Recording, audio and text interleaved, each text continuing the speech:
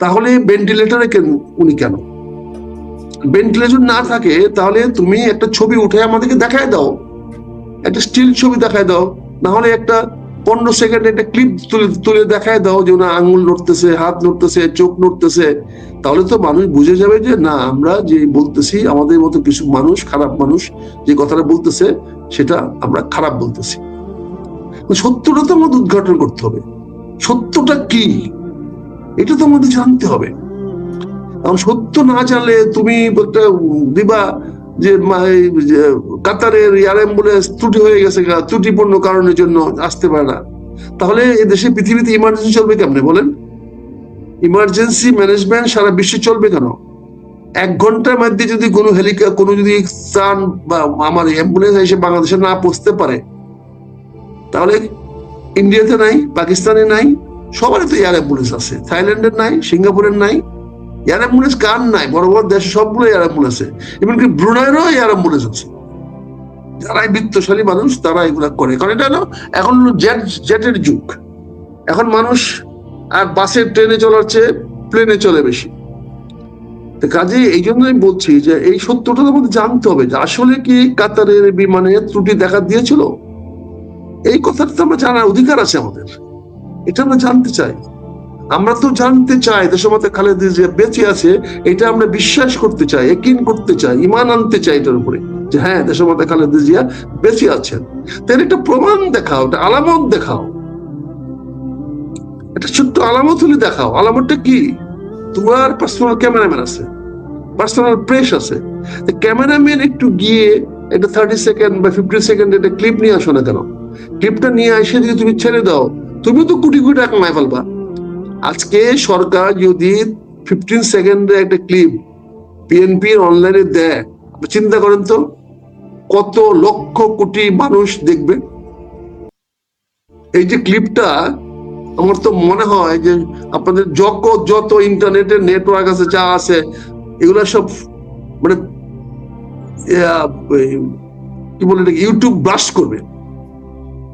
মানে এত মানুষ একসঙ্গে তখন ক্লিক করবে যে ইউটিউব ব্লাস্ট করে যাবে, তার ক্ষমতা বাড়ি চলে যাবে, সে মনে হবে যে তার ফ্রিকোয়েন্সি ধরে রাখতে পারবে না। কিন্তু এই তথ্যটা তুমি কেন দিচ্ছ? আমরা কি ওনার সন্তান না? আমরা কি ওনাকে ভালোবাসি না? আমরা আমাদেরকে উনি স্নেহ করে নাই? খালি দলীয় নেত্রী বলেই কি তাকে মানতে হবে? এছাড়াও কি ব্যক্তিগত ভাবে কি আমরা ওনার প্রতি অনুগত নই? আমাদের কি অধিকার নাই আমার নেত্রীকে একবার দেখার বা জানার ওনার বর্তমান অবস্থাটা কি? সত্য জানার অধিকার আমাদের নাই? আর যারা যেটা বলতেছেন তারা সত্য বলতেছেন না, এটা বাচ্চা ছেলেরা রিক্সাওয়ালা বলে স্যার এগুলো তো মিশা কথা কয়, মানে এটা তো আমার কথা না। আমি দাঁড়িয়ে আছি ইউনাইটেড হাসপাতালের সামনে, কেউ বলে ওই যে এবার কেয়ার হাসপাতালের সামনে, এবার কেয়ার হাসপাতালের সামনে বসে আছি, বসে আর রাস্তার মধ্যে বসে আছি, নিচে কত ঘোরা মানুষ, ওই যে ডিভাইডারের মধ্যে বসে রয়েছি। তো 2-4 জন মানুষ যাত্রী দিতে হচ্ছে, সবারই বক্তব্য একই, সরকার মিথ্যা কথা বলতেছে। সবার একই কথা, নেতারা মিথ্যা কথা বলতেছে। যে ভাই তো আমার কথা না, কান পাতলে শোনা যায় কি মিথ্যা কথা বলতেছে। অর্থাৎ দেশমাতা খালেদা জিয়া যে জীবিত আছে এটা ওরা বিশ্বাস করতেছে না, ওনার যে চিকিৎসা সঠিকভাবে হচ্ছে এটা তারা বিশ্বাস করতেছে না। কারণ আমরা তো এমন কোন ডাক্তারকে দেখলাম না যে ডাক্তার বলতে চায় বা অমুক ইঞ্জেকশনটা চাইছে বা অমুক মেডিসিনটা চাইছে সেটা হাসপাতালের ওয়ার্ড থেকে বা মেডিকেল স্টোর থেকে তাড়াতাড়ি। নিশ্চয়ই খালেদা জিয়ার বেড সাইডে সমস্ত ওষুধের ফ্যাক্টরি নিয়ে বসে রাখেন নাই। নিশ্চয়ই সমস্ত সিরিঞ্জ বিভিন্ন জিনিস নিয়ে ওখানে দাম করে রাখেন নাই। ওনার বিভিন্ন সময় বিভিন্ন ওষুধের প্রয়োজন হতে পারে, ডাক্তার প্রেসক্রাইব করছে, তাহলে সেই স্লিপটা নিয়ে তো দৌড়ে মেডিসিন স্টোরে আসবে। তাহলে মেডিসিন স্টোরও তো বলে দিবে যে হ্যাঁ ভাই একটা ওষুধ এখান থেকে জরুরি এক্ষুনি এই মাত্র ম্যাডামের জন্য পাঠানো হয়েছে। তাহলে তো হয়ে গেল। কই এরকম কোন আলামত পাইছেন আপনারা সাংবাদিকরা? এরকম কোন তথ্য পাইছেন যে এটা জরুরি ওষুধ, এটা হাসপাতালের মেডিকেল স্টোর থেকে জরুরি ভাবে নেওয়া হয়েছে, বা এটা এবার কেয়ারে নাই, এটা বাইরের থেকে আনা হচ্ছে, বা এটা আমাদের গ্রিন লাইফ থেকে আনা হচ্ছে, বা অনু ফার্মেসিতে আনা হচ্ছে? কারণ ওষুধ তো আনতে হবে নাকি?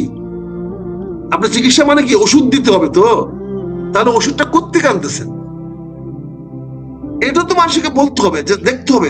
এইরকম আলামত তো আমরা দেখতে পাচ্ছি না।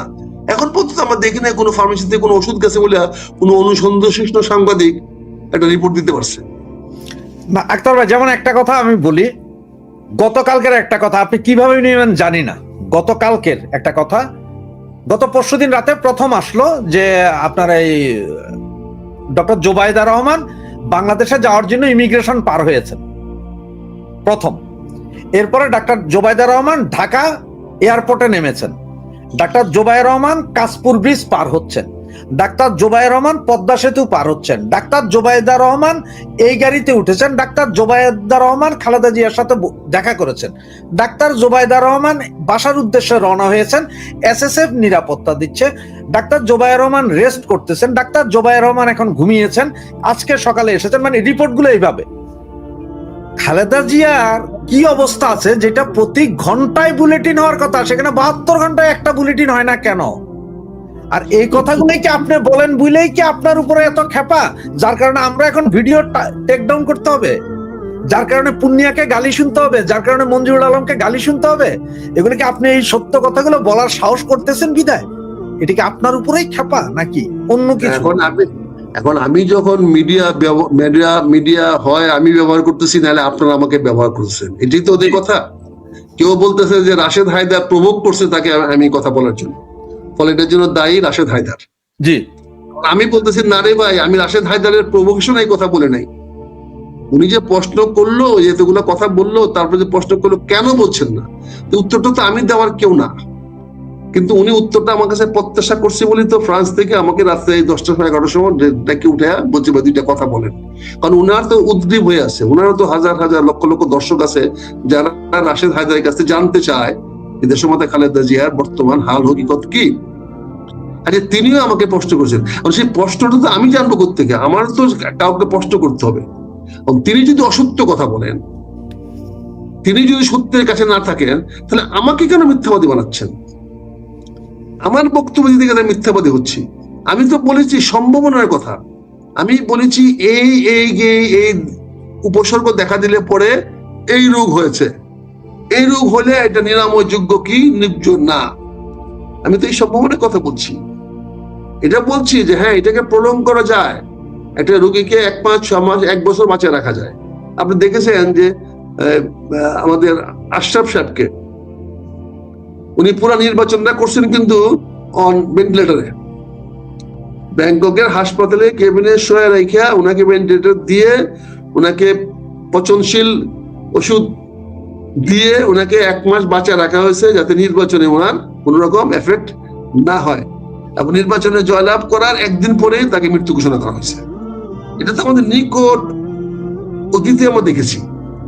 এবং একটা আশরাফের মতো একটা লোকের মৃত্যু যদি 1 মাস গোপন করে রাখা যায়, তাহলে দেশমাতা খালেদা জিয়ার ব্যাপারটা তো, যেখানে সরকার চাচ্ছে, আমার দল চাচ্ছে, সবাই মিলে চাচ্ছে, উনার নিজের সন্তানে চাচ্ছে, সেখানে তো এটা যতক্ষণ পর্যন্ত তাদের পারপাস সার্ভ না হবে, তাদের লক্ষ্যে তারা যতক্ষণ পৌঁছতে না পারবে, ততক্ষণ পর্যন্ত তো তারা এটাকে ধরে রাখবে।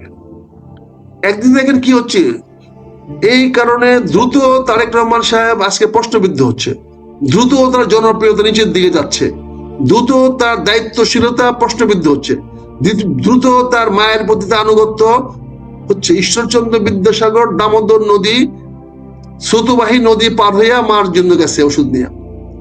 ঈশ্বরচন্দ্র বিদ্যাসাগর আজ থেকে 100 বছর আগে দামোদর নদী পার হইতে পারছে সাঁতরাইয়া, আর আমরা মাতৃভক্ত সন্তান হইয়া আমরা আসতে পারলাম না। তাহলে আমার মাতৃভক্তি নাই? মাতৃভক্তি থাকলে তো আমার কিছুটা প্রমাণ দেখাইতে হবে, নাই? তাহলে এতগুলো নেগেটিভ পয়েন্ট যদি একজন রাজনীতিবিদের থাকে, তাহলে তার প্রতি জনগণের আস্থা কতটুকু থাকবে? এই কথাগুলো আমরা বলছি বলে আপনারা অনেকে আমার প্রতি অসন্তুষ্ট হচ্ছেন, যার কারণে আপনাদের উপরে গিয়া রাশেদ হায়দারের উপরে গিয়ে চাপ পড়তেছে। আমরা তো বিএনপির গত এই কয়দিনে তার জনপ্রিয়তা যে জায়গায় যেভাবে নামছে, বলেন তো, আমার মনে হয় এত দ্রুত আওয়ামী লীগের জনপ্রিয়তার ধস হয়েছিল। আর সেখানে কি হচ্ছে, বিকল্প যারা আছে, অন্য যারা দলে আছে, সরকারের গ্রহণযোগ্যতা এখন গত 1 সপ্তাহে কতটুকু বাড়ছে? সরকার কি সুন্দর ফুরফুরে মেজাজে আছে, সরকার এখন ডিক্টেটিং টার্মে কথা বলছে, সরকারের মধ্যে এখন অনুরোধের কথা নাই। সরকার এখন সরাসরি কথা বলছে। তার মানে আমরা পুরাই কি সরকারের পক্ষে খেলছি? ডক্টর ইউনূস লন্ডনে গিয়া যে সন্ধি করে আসলো, চুক্তি করে আসলো, তাহলে এখন কি সে উল্টা ব্ল্যাকমেলটা সে করতেছে যে বেটা লন্ডনে গিয়ে আমি চুক্তি করছিলাম, যে ঢাকায় এসে বেটা চুক্তি আবার বাস্তবায়ন কর। এরকম একটা পরিবেশ সৃষ্টি হয়েছে। এইগুলা বলতে গেলে আমরা বিভিন্ন লোকের হচ্ছে, যাই হোক এটা আমার ব্যাপার না, আমারটা চিন্তা করি আপনারা যখন আমাদেরকে কথাগুলো বলেন, আপনাদের উপর যদি বিপদ না হোক, আমি সেজন্য বলছি, আমি যা বলি আপনাদের নিয়ে তার সকল দায় দায়িত্ব আমার, আমি নিব না। আমি এখন বারবার বলেন এই কথাটা, আপনি বারবার বলছেন যে আপনি আপনার দায় দায়িত্ব নিচ্ছেন, আমাদের কোনো দায় দায়িত্ব নাই, এই কথাটা আপনি বারবার বলেন। আমি এখনো নিচ্ছি, আজকেও তাই আপনাকে বলতেছি যে আমার যদি কথা যাই কিছু হোক, তার সম্পূর্ণ কথা আমার, আমি বলেছি দায় দায়িত্ব আমার। জবান আল্লাহ আমাকে দিয়েছে, আমি সেই জবান আল্লাহর নামে ব্যবহার করেছি। আল্লাহর আমানত আমি মানুষের কাছে আমার জবানের মাধ্যমে প্রকাশ করেছি। এতে আমার কি হবে না হবে জানি না, আমার তো মনে করি যে এটা কারণে যদি আল্লাহ আমাকে একটু বেহেশতে যাওয়ার সুযোগ করে দেয়, কারণ আমি তো পাপী মানুষ, আমার তো বেহেশতে যাওয়ার মতো কোনো রকম